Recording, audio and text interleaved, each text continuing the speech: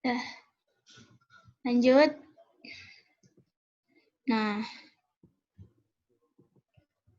lanjut ya di bab 10.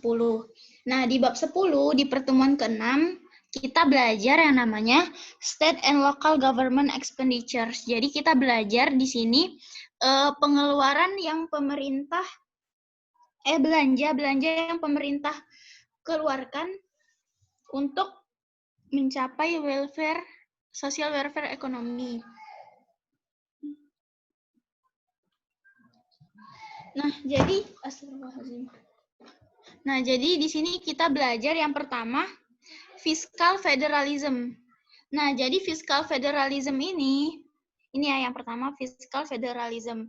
Nah, fiskal federalism ini tuh kalau di Indonesia kan namanya desentralisasi fiskal. Nah, desentralisasi fiskal. Nah, jadi tuh arti dari fiskal federalism ini tuh sebetulnya adalah studi mengenai hubungan keuangan antar tingkat pemerintahan dari pemerintahan yang atas ke pemerintahan yang bawah. Nah, jadi kalau di desentralisasi fiskal kan kita kenalnya pendistribusian keuangan, kewenangan dari pemerintah pusat ke pemerintah daerah kan, maksud dari tinggi ke bawah tuh maksudnya. Nah, jadi kenapa sih fiskal federalism ini mesti dilakukan?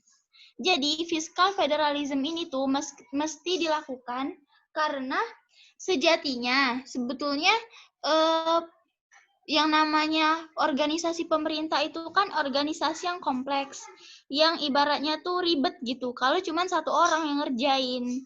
Jadi, pemerintah pusat perlu bantuan dari pemerintah daerah. Nah,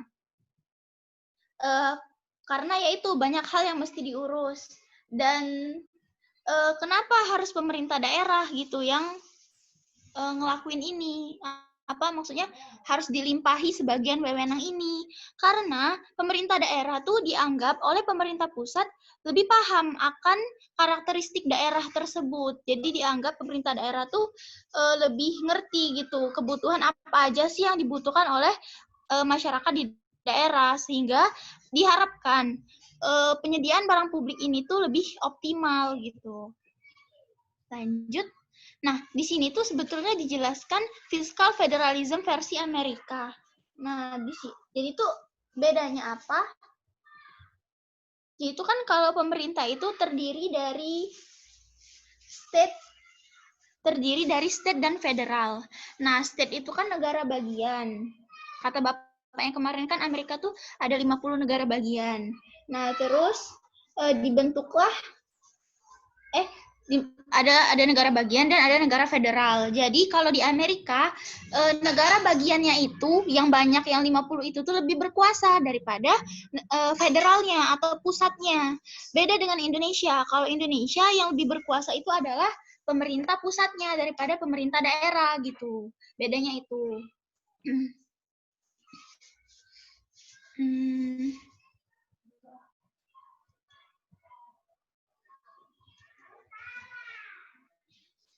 Nah, terus kita bahas gimana sih cara menerapkan fiskal federalism yang optimal agar benar-benar tujuan pemerintah itu tercapai. Nah, jadi di sini dijelaskan ada model, lagi-lagi ada teori, ada model yang namanya T-BOT. Jadi T-BOT di sini itu maksudnya teori yang menjelaskan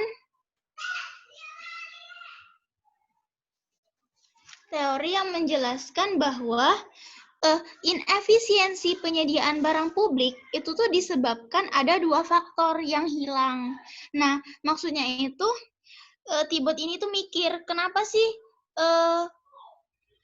ini kan awalnya tuh pemikirannya tuh gini, pemerintah pusat awalnya tuh cuman pemerintah pusat yang ngurusin segala urusan awalnya gitu. Kenapa nggak pemerintah daerah tuh diikut sertakan gitu kan, awalnya mikir. Jadi katanya itu inefisiensi atau ketidakefisien dari penyediaan barang publik menurut si T-BOT itu tuh karena ada 2 faktor yang hilang. Jadi yang pertama itu ada yang namanya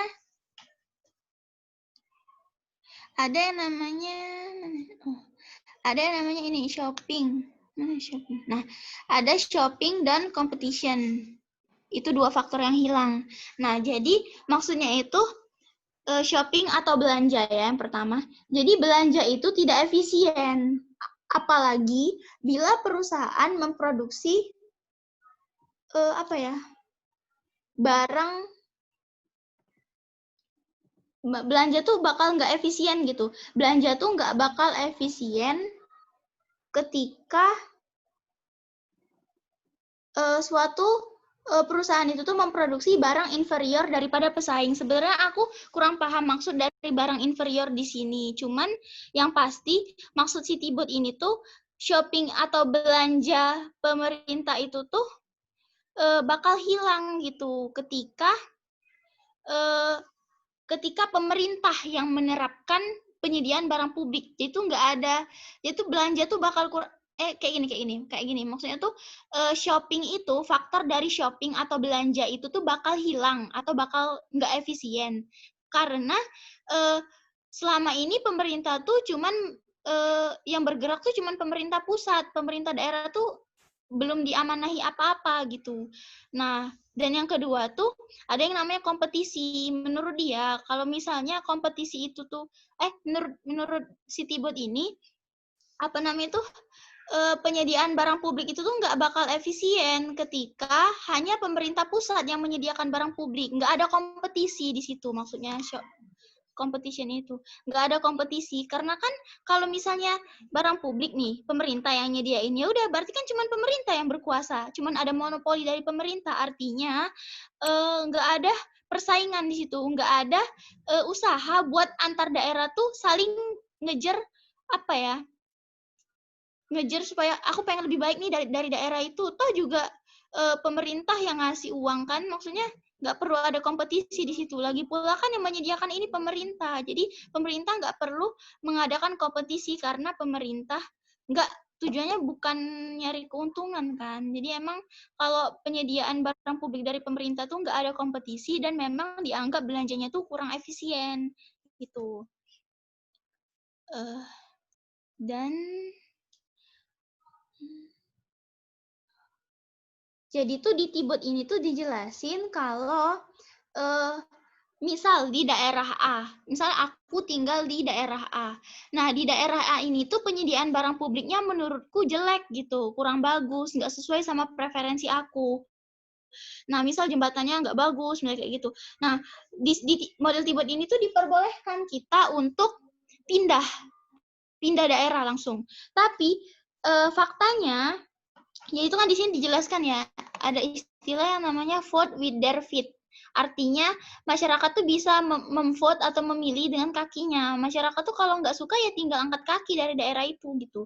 Cuman itu sulit dilakukan. Kayak kata bapaknya kemarin kan nggak serta-merta orang tuh bisa pindah dari daerah A ke daerah lain karena ibaratnya tuh misal aku tinggal di daerah A, di daerah kan aku udah punya keluarga di sini, udah punya kerjaan tetap. Masa aku tiba-tiba cuman gara-gara penyediaan barang publiknya yang nggak sesuai sama preferensiku, aku harus pindah gitu kan. Sedangkan mungkin biaya atau cost dari pindah itu tuh lebih besar daripada aku harus pokoknya sulit lah untuk pindah itu gitu. Yaitu nggak semudah itu menerapkan model Tibot. Jadi model Tibot ini tuh sebetulnya cuman imajinasi secara teori gitu, karena secara praktiknya sulit diterapkan, nggak semudah itu. Nah, makanya model Tibot ini tuh mengakibatkan masalah-masalah. Yang pertama itu problem with Tibot competition, artinya di sini tuh ada asumsi perfect mobility ya. Nah, kayak yang ditanyain Wafa kemarin. Nah, ini tuh di model Tibot kan kita bebas buat pindah, ada perfect mobility di situ, perpindahan yang sempurna. Padahal kan nggak serta-merta orang bisa langsung pindah kalau misalnya nggak suka sama penyediaan barang publik itu. Makanya nimbulin masalah, karena orang nggak semudah itu gitu pindah. Dan lalu ada yang namanya problem with financing. Jadi itu di model Tibot itu diterapkan yang namanya lump sum tax atau pajak itu ya. Pajak lump sum. Nah, jadi tuh di sini tuh kalau di model Tibot, dia itu menerapkan pajak yang sama untuk setiap individu. Baik mau kaya, mau miskin, pokoknya nilai pajaknya tuh sama. Dan ini tuh kan nggak adil yang pasti kan. Nah, makanya nggak bisa diterapkan secara realita. Nah, tapi ya itu sih pokoknya. Pokoknya lamsam tax itu nggak bisa diterapkan. Terus no externalities or spillover. Jadi tuh masalah ketiga dari model Tibot ini tuh adalah bahwa dianggap penyediaan barang publik pemerintah itu enggak menimbulkan eksternalitas. Nah, padahal ketika pemerintah tuh mengadakan barang publik, misal pemerintah menyediakan taman di daerah A. Nah, dianggap ketika pemerintah menyediakan barang publik di daerah A, taman di daerah A, ya udah orang di daerah A aja kan yang bisa menikmati taman itu, asumsinya gitu. Padahal kan orang yang berkunjung ke daerah A itu bisa aja mampir ke situ ya kan.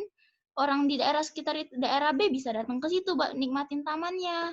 Jadi asumsinya itu salah gitu. Jadi ibaratnya pemerintah daerah A tuh rugi gitu udah nyediain itu. Maksudnya tuh dia nyediain itu tuh pengen buat masyarakat di daerah A, tapi kok masyarakat di daerah B bisa ikut-ikutan gitu. Padahal yang bayar pajak kan masyarakat A doang. Artinya pemerintah di situ merasa dirugikan. Padahal asumsinya nggak ada eksternalitas. Di faktanya kan ada eksternalitas pasti, baik positif maupun negatif. Nah, lalu ada yang namanya faktor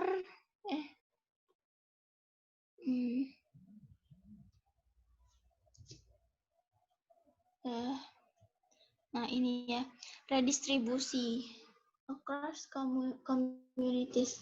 Jadi di sini tuh dijelasin bahwa pemerintah tuh mau melakukan redistribusi ekonomi. Nah, caranya dengan memberikan bantuan ke daerah yang disebut dengan grant.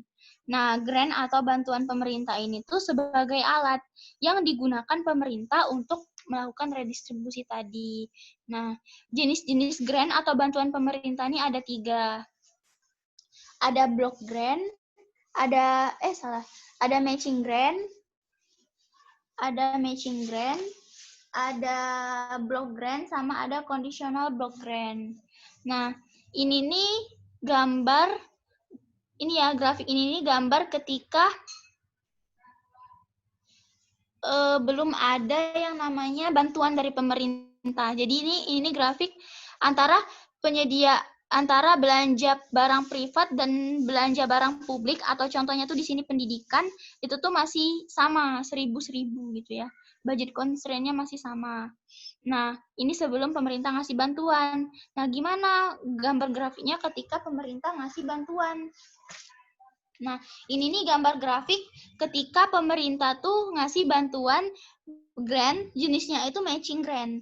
Jadi matching grant itu tuh artinya bantuan yang diberikan pemerintah sejumlah dana yang dialokasikan daerah itu. Nah, maksudnya itu misal pemerintah daerah itu tuh mengalokasikan atau menganggarkan uangnya ya. Kayak ini kan menganggarkan uangnya $1.000. Nah, maka pemerintah pusat akan melihat, ibaratnya tuh ngelihat di dokumen anggarannya, oh daerah A ini nih mengalokasikan barang publiknya itu tuh sebesar $1.000, maka pemerintah pusat bakal ngasih bantuan $1.000 juga, sejumlah alokasi yang dialokasikan oleh pemerintah daerah itu.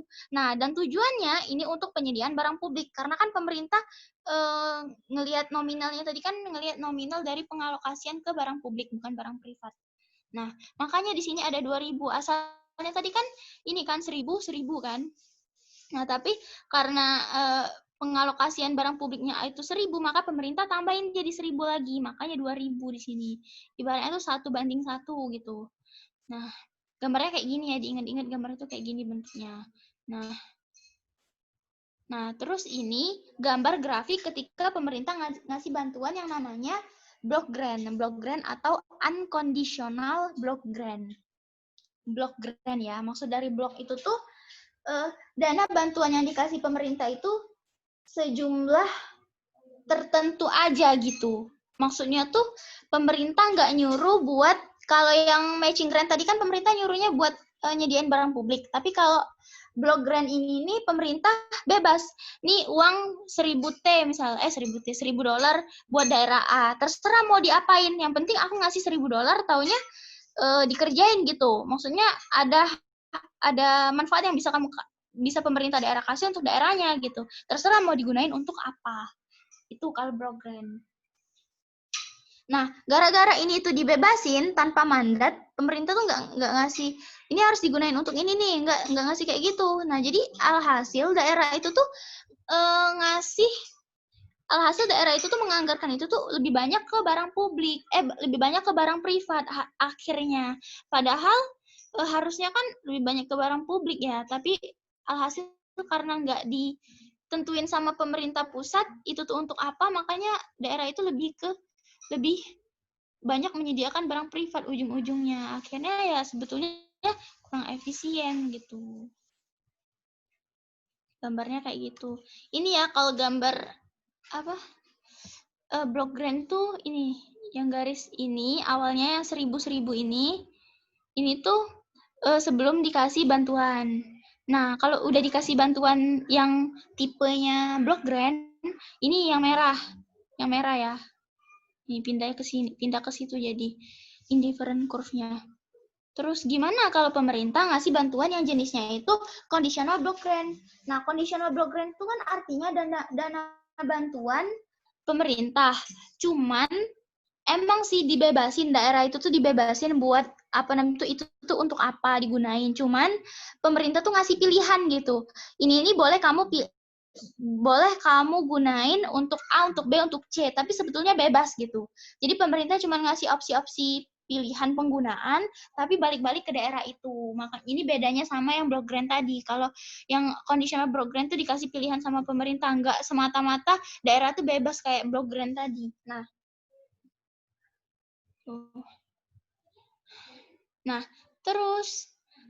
ternyata kita kan mikir, oh kalau pemerintah ngasih bantuan aman lah ya, daerah tuh makmur gitu kan. Tapi sebenarnya dengan pemerintah tuh ngasih bantuan ini tuh menimbulkan masalah. Nah, ada istilah baru yang namanya mana ya?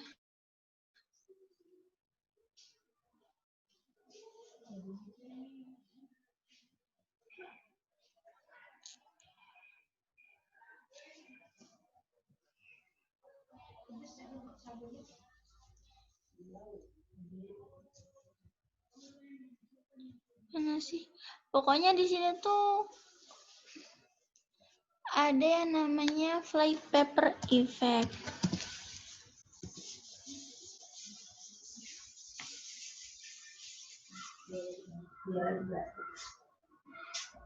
Nah, ini. Jadi tuh flypaper effect. Nah, ini. Nah, jadi tuh gara-gara pemerintah pusat ngasih bantuan ke pemerintah daerah, itu bakal menimbulkan yang namanya flypaper effect, di mana ada fenomena ketika pemerintah daerah tuh, belanjanya pemerintah daerah tuh cuman berasal dari dana pemerintah pusat, bukan dari pendapatan asli daerah itu. Jadi ibaratnya daerah tuh kayak males gitu loh nyari uang, gara-gara ya udah ada bantuan pemerintah, mending aku pakai bantuan pemerintah, nggak usah nyari pendapatan asli daerah sendiri gitu. Akhirnya menimbulkan efek ini. Dah. Ini bab itu. Nah, di bab yang di pertemuan yang ke-6 ini ada yang mau ditanyain nggak sampai sini? Atau ada tanggapan lain?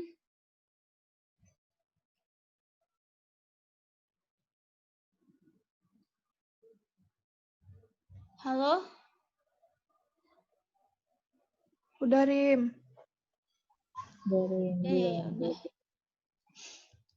Ya udah lanjut education. Nah, di education di pertemuan terakhir, alhamdulillah. Nah, di sini kita belajar yang namanya pendidikan. Di sini tuh ada 5 subtopik. Jadi itu yang pertama, kita mesti tahu gitu alasan pemerintah, kenapa sih pemerintah ikut-ikutan buat nyediain sekolah gitu. Buat nyediain barang, sekolah nyediain pendidikan. Nah, jadi itu ada alasan pemerintah kenapa pemerintah harus ikut menyediakan pendidikan. Jadi yang pertama itu ada alasan produktivitas. Jadi dianggap pendidikan itu tuh bisa meningkatkan produktivitas pekerja. Dianggap semakin tinggi level pendidikan seseorang, maka produktivitas dia dalam bekerja nantinya itu akan tinggi juga. Akhirnya bisa meningkatkan kesejahteraan. Lalu ada yang namanya citizenship, faktor yang kedua, di mana penyediaan pendidikan ini tuh dianggap bisa meningkatkan kualitas kewarganegaraan daerah itu secara nggak langsung gitu. Nah, maksudnya maksud dari apa ya, ibaratnya tuh kewarganegaraan gitu, maksudnya tuh dia tuh di sini pemerintah tuh menganggap kalau misalnya pendidikan di daerah itu tuh tinggi, masyarakat tuh bisa menjadi active voters. Artinya pemerintah tuh bisa artinya masyarakat tuh bisa menjadi active voter, maksudnya masyarakat tuh bisa menjadi pemilih yang aktif. Nah, jadi tuh maksudnya tuh jadi apa ya? Bisa nyumbang suara gitu kalau kayak pemilu gitu-gitu kan karena pendidikannya tinggi kan. Terus bisa mengurangi kejahatan juga sama mengurangi perpindahan penduduk gitu. Ini enabling immigrants. Jadi itu bisa mengurangi perpindahan penduduk. Kenapa? Karena kalau misalnya pendidikan masyarakat di daerah itu rendah, di daerah itu tinggi, maka kan pekerja yang produktif di situ yang bisa ngebangun negara. Itu jadinya itu. Dan lalu adanya credit market failure, kata Bapaknya kemarin kan kalau misalnya jadi itu credit market failure, kegagalan kredit pasar. Artinya apa tuh?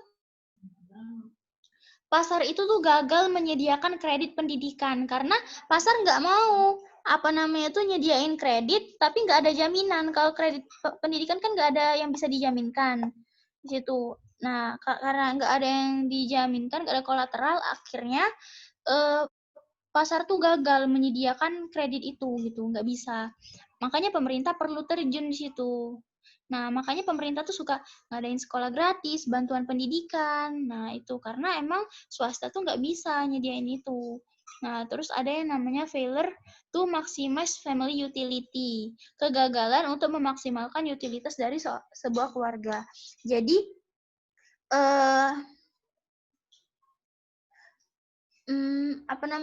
utilitas keluarga itu tuh bakal meningkat gitu ketika pendidikan itu tuh tinggi. Nah, jadi itu maksudnya apa ya? Failure tuh kegagalan memaksimalkan utilitas keluarga. Jadi di sini pemerintah itu tuh memang pemerintah tuh terjun untuk meningkatkan pendidikan. Cuman pemerintah biasanya secara umum pemerintah tuh nggak mau ngasih bantuan pendidikan karena pada dasarnya kalau misalnya bantuan pendidikan tuh dikasih ke orang tua si anak, maka biasanya orang tua si anak itu tuh belum tentu gitu ngalokasiin uang itu tuh benar-benar untuk pendidikan anaknya. Nah, alhasil pemerintah biasanya alhasil pemerintah tuh milih buat nyediain sekolah gratis daripada ngasih pinjaman, karena pinjaman itu tuh bisa disalahgunain gitu. Mending pemerintah nyediain sekolah gratis, lebih jelas gitu tujuannya, insya Allah bisa tercapai. Terus ada yang namanya masalah faktor redistribusi. Jadi pemerintah tuh ingin mendorong redistribusi pendapatan, makanya pemerintah ikut nyediain pendidikan. Terus yang kedua, bagaimana sih pemerintah? Tadi kan kita udah tahu kenapa pemerintah harus ikut. Sekarang bagaimana cara pemerintah buat ikut? Nah, jadi pemerintah kan tadi kan udah jelasin sedikit kalau pemerintah tuh bakal nyediain sekolah publik. Nah, tapi di sini diceritakan bahwa ketika pemerintah menyediakan sekolah publik, maka akan mengakibatkan crowding out. Di mana kalau pemerintah menyediakan sekolah publik, banyak sekolah publik di daerah itu, Maka orang kan pasti lebih memilih sekolah gratis kan kebanyakan daripada sekolah swasta yang bayar gitu. Jadi orang banyak larinya ke sekolah publik yang gratis dan akhirnya swasta yang nyediain sekolah privat itu tuh ini apa namanya itu bakal bangkrut. Makanya disebut crowding out. Nah, ini grafik ketika pemerintah menerapkan sekolah gratis, free public education.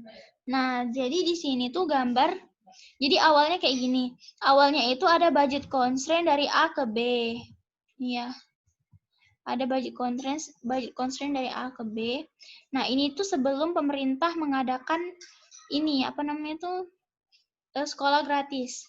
Jadi itu ini untuk pengeluaran untuk barang yang lain, kalau ini untuk pengeluaran barang publik atau pendidikan contohnya.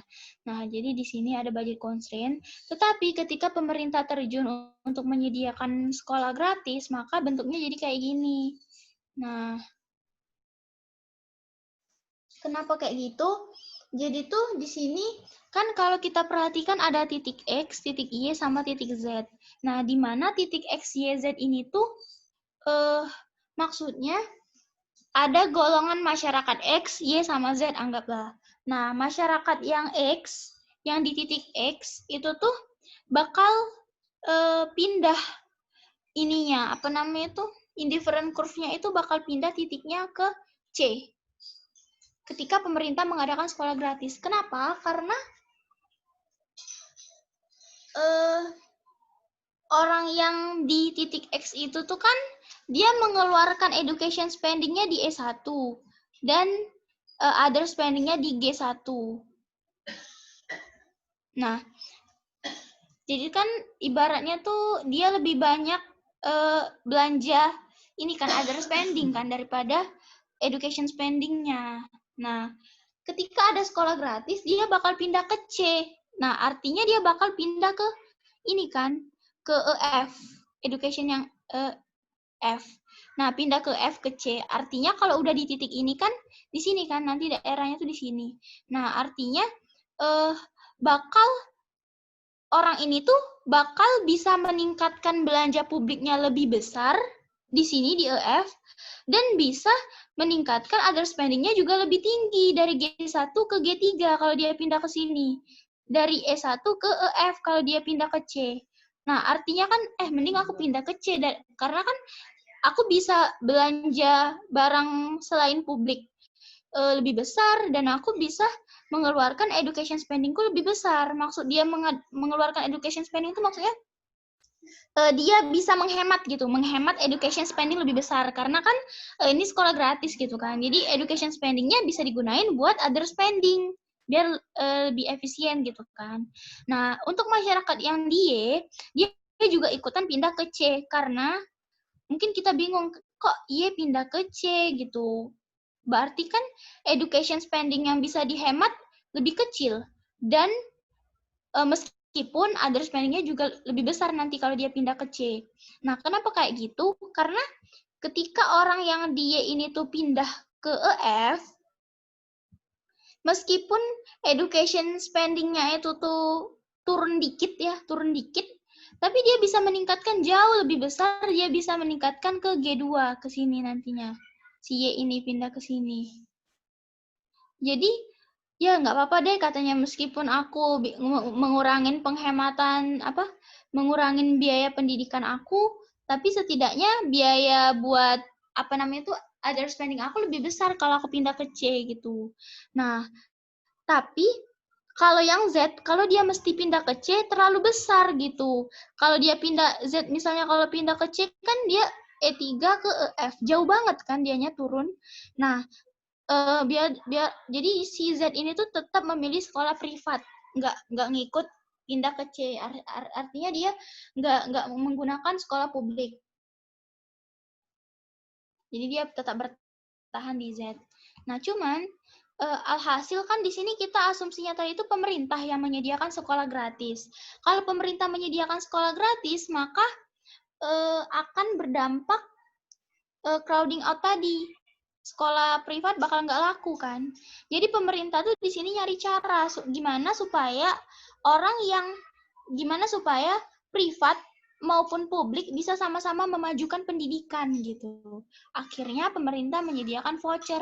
Nah, voucher pendidikan ini tuh digunain buat, jadi tuh voucher itu tuh sejumlah uang tertentu yang bisa digunain anak-anak yang sekolah, anak yang berada di usia sekolah untuk memilih mau ngegunain voucher itu untuk sekolah swasta atau sekolah publik bebas. Akhirnya kan sekolah publik maupun privat kan bisa sama-sama maju. Makanya ada grafik ini. Ini kan AB ini kan budget constraint ketika belum adanya intervensi pemerintah terhadap pendidikan. Nah, ketika pemerintah mengadakan voucher, maka budget constraint budget constraint-nya itu tuh pindah ya ke CE ini, pindah ke CE.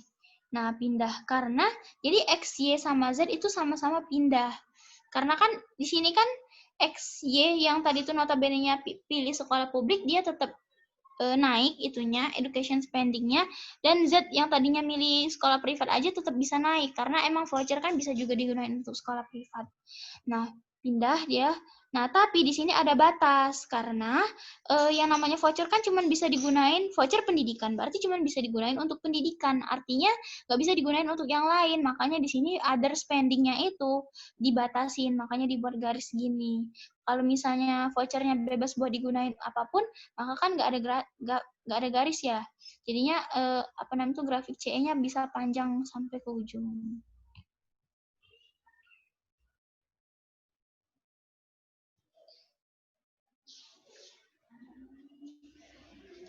Nah, habis itu tuh tapi tuh voucher ini bisa menimbulkan manfaat sih, kayak misalnya sekolah publik maupun sekolah privat tuh bisa bersaing buat memberikan kualitas terbaiknya, supaya voucher itu tuh dipilih oleh orang-orang gitu kan untuk sekolah mereka berusaha buat memberikan kualitas yang terbaik.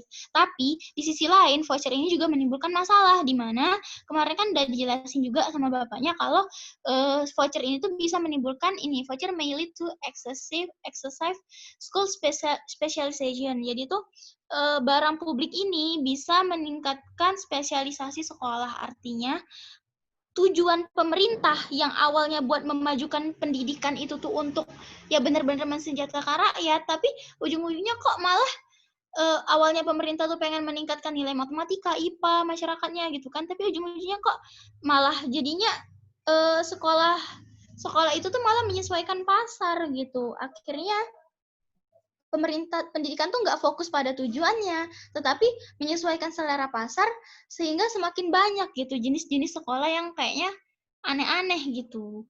Karena itu tadi, mereka kan berusaha meningkatkan kualitas ya. Akhirnya ya banyak sekolah yang terlalu menspesialisasikan diri, banyak pilihan sekolah, akhirnya sekolahnya jadi aneh-aneh gitu, nggak sesuai tujuan. Terus voucher may increase school segregation.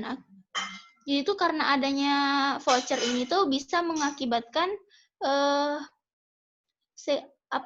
pemisahan sekolah gitu. Pemisahan sekolah. Tadi kan ada publik dan itu kan privat. Terus voucher may be an inefficient and inequitable use of public resource. Artinya, pembiayaan publik untuk voucher sekolah itu sangat besar. Jadi tuh ini tuh nggak efisien voucher ini nih, karena awalnya pemerintah kan cuma ngadain sekolah publik yang gratis.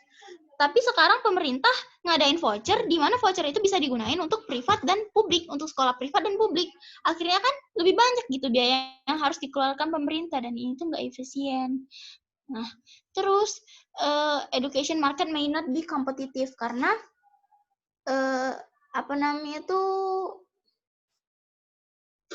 karena ini tuh disediakan oleh pemerintah ya, vouchernya itu, makanya nggak ada kompetisi di situ, makanya nggak kompetitif. Dan the cost of special education. Jadi tuh di sini tuh nggak mencakup biaya ini tuh nggak mencakup ini loh, anak-anak yang SLB gitu, anak-anak yang disability. Nah, jadi biaya untuk anak-anak yang sekolah disability itu kan lebih besar daripada anak-anak normal. Nah, kalau pemerintah ikut menyediakan sekolah disabilitas juga, maka lebih banyak biaya yang harus disediakan pemerintah gitu. Jadi itu meningkatkan cost sih ini nih. Nah,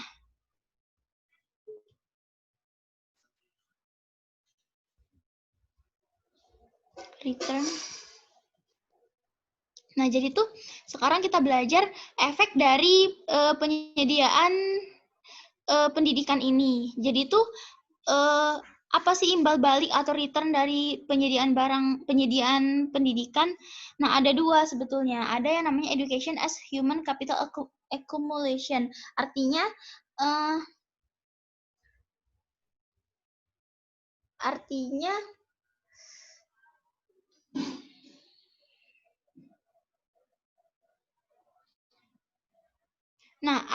tuh di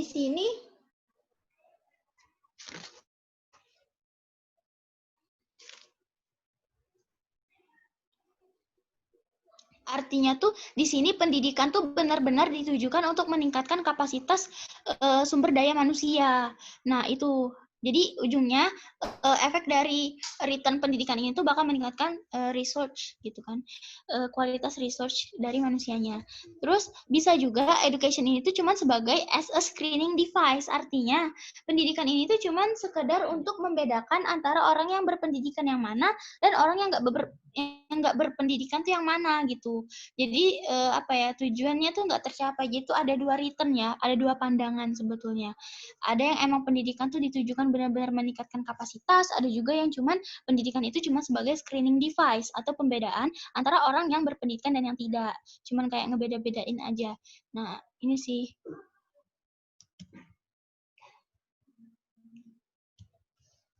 Udah.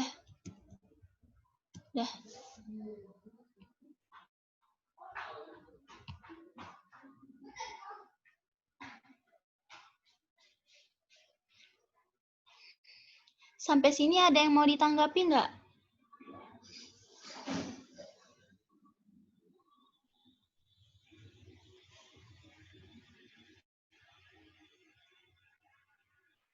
Rim, tadi yang voucher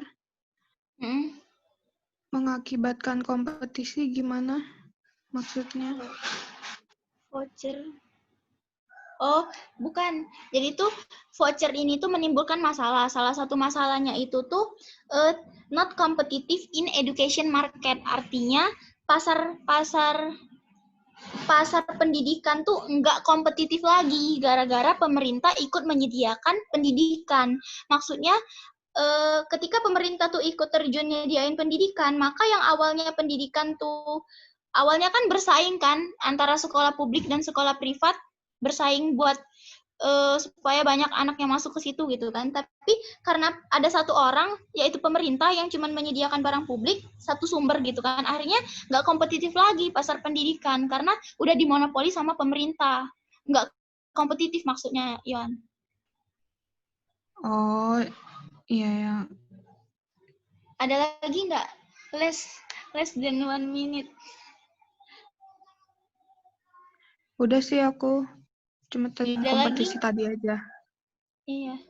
Yang lain gimana? Ya udah ya, kalau misalnya nggak ada lagi, ya udah aku tutup. Misal kalau masih ada yang mau ditanyakan bisa didiskusikan lagi PC